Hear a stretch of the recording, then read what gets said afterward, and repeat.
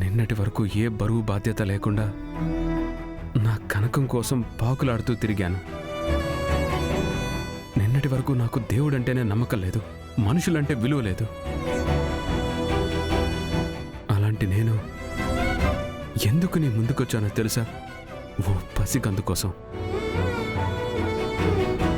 ఈ ప్రపంచాన్ని ఎప్పుడెప్పుడు చూడాలా అని ఎదురు చూస్తున్నా ఓ పసిబిడ్డ కోసం నీ ముందుకొచ్చాను. ఆ బిడ్డ కోసం నేను నిన్ను వేడుకుంటే నువ్వు కరుణిస్తావని చెప్పారు. అలా అని ఆ బిడ్డంటే నాకు అమితమైన ప్రేమేమీ లేదు, కేవలం మానవత్వం మాత్రమే ఉంది. ఆ మానవత్వంతోనే నేను అడుగుతున్నాను, దయచేసి ఆ పసికందుని ఎలాంటి ఆటంకం లేకుండా ఈ భూమిని, ఈ ప్రపంచాన్ని చూసేలా చేయమని నిన్ను 2 చేతులు జోడించి కోరుకుంటున్నాను.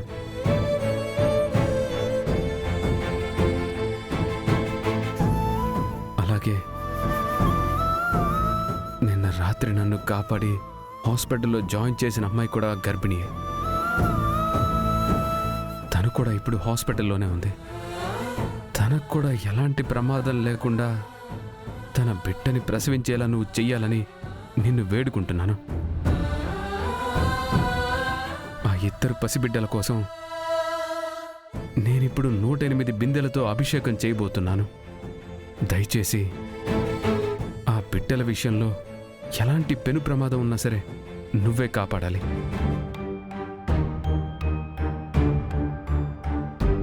విహార్ బాబు, అవతల అభిషేకానికి మొత్తం ఏర్పాటు చేసినాను బాబు. సరేరా. విహార్ బాబు, ఈ పరిస్థితిలో మీరు అభిషేకం చేయగలరా? చేస్తానురా. అమ్మకి మాటిచ్చాను కదా, ఎంత నొప్పినైనా భరించి అభిషేకం పూర్తి చేయాల్సిందే.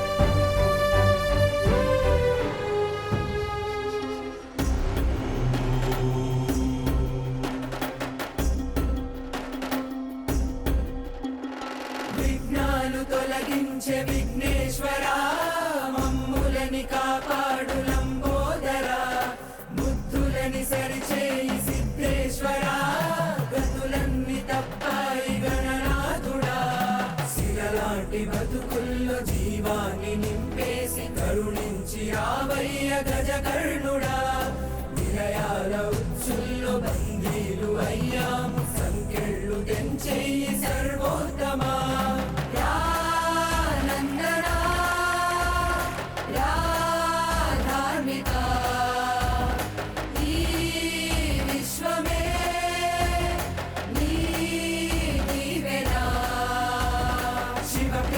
జయ జయం గణపతిం ఇహ పరం నిశ్చలం ధనపరం, అనుక్షణం నిశ్చయం నిర్మలం, క్షమకరం భయహరం శుభప్రదం.